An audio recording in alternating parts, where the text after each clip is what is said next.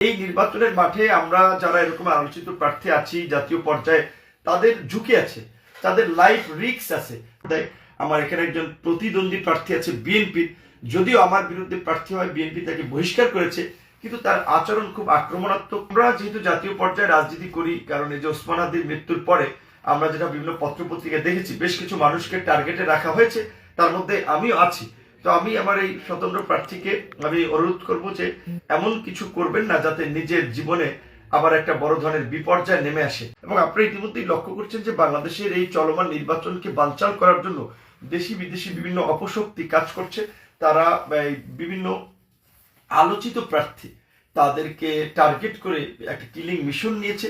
আমাদের বন্ধু, আমাদের সহকর্মী, আমাদের সহযোদ্ধা তরুণ বন্ধু ওসমান হাদিকে গুলি করে আপনার মারা হয়েছে। আপনি জানেন আমরাও 29শে অগস্ট গত বছরের একটি আক্রমণের শিকার হয়েছিলাম। সেটি একটি হত্যাকাণ্ডেরই উদ্দেশ্যে এই ঘটনাটি ঘটানো হয়েছিল। তো এই নির্বাচনের মাঠে আমরা যারা এরকম আলোচিত প্রার্থী আছি জাতীয় পর্যায়ে, তাদের ঝুঁকি আছে, তাদের লাইফ রিস্ক আছে।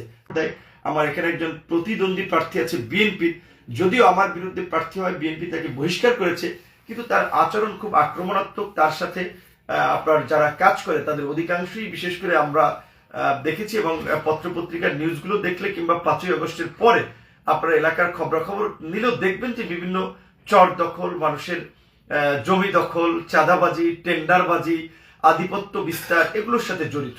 অনেকেই মামলা বাণিজ্য করেছে, মানুষকে গ্রেপ্তার করে ধরিয়ে দিয়েছে, এবং এই যে অবৈধ পথে উপার্জিত টাকা, এগুলো নির্বাচনের মাঠে খরচ করে নির্বাচনের মাঠকে গরম করছে। কালকেও আমাদের একজন কর্মীর উপরে হামলা করেছিল। আজকে আমি আসার পথেও বলা চলে আপনার ডাকুয়া সুলিশ বাজারের ওখানে অন্ধকার রাস্তায় সেখানে কতগুলো লোক আমাদের বলা চলে গাড়ির সামনে পড়েছিল, আপনার বাজে স্লোগান দিয়েছিল। তো তাদের উদ্দেশ্য কি আমরা জানি না। যেটা বুঝতে পারছি যে এই স্বতন্ত্র প্রার্থী তাকে বিএনপি বহিষ্কার করেছে, তো কাজেই তারা এই নির্বাচন বানচাল যারা করতে চায়, এই সমস্ত অপশক্তির সাথে হাত মিলিয়ে এই বিশেষ করে একটা যদি আমাদের সাথে কোনো ধরনের একটা বিশৃঙ্খল পরিস্থিতি তৈরি করে, তা সেটা করতেও পারে এবং তাদেরকে ব্যবহার করতে পারে। এক্ষেত্রে আমি প্রশাসনের সাথে কথা বলেছি, তারা এই বিষয়ে সতর্ক আছে।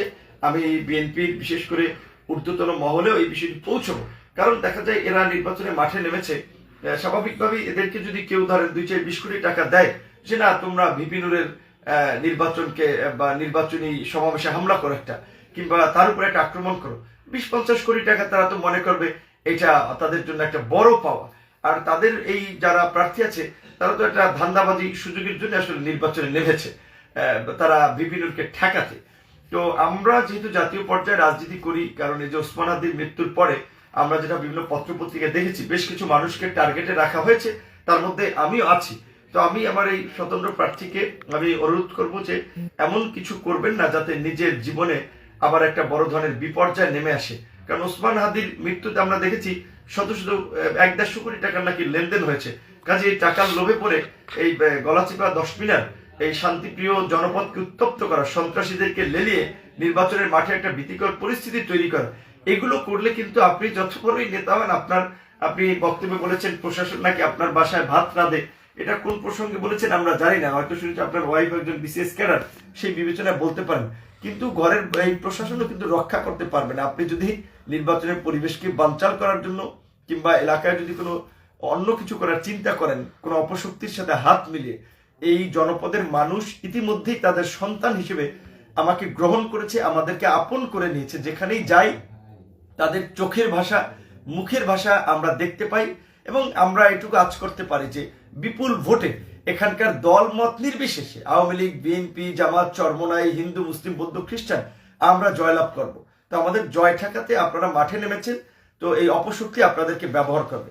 বিশেষ করে বিএনপির এখনো যারা এই স্বতন্ত্র প্রার্থী, বিএনপির বহিষ্কৃত নেতা জনাব হাসান মামুনের সাথে আছেন, তাদেরকে আমরা বারবার বলবো আপনারা ভুল পথে আছেন। আপনারা আমাদের নেতা কর্মীদের সাথে যে আচরণ করছেন, পায়ে পড়ে আপনার বিভিন্ন ধরনের ঘটনা ঘটানোর চেষ্টা করছেন, আমাদের নেতাকর্মীরা ধৈর্যের পরিচয় দিচ্ছে। কারণ আমাদের জনগণকে ভোট কেন্দ্রে নিতে হবে। জনগণ যে একটু উৎসব মুখের পরিবেশে যে মিছিল মিটিং করছে, নির্বাচনী পরিবেশ তৈরি করছে, আমরা এটাকে ধরে রাখতে চাই।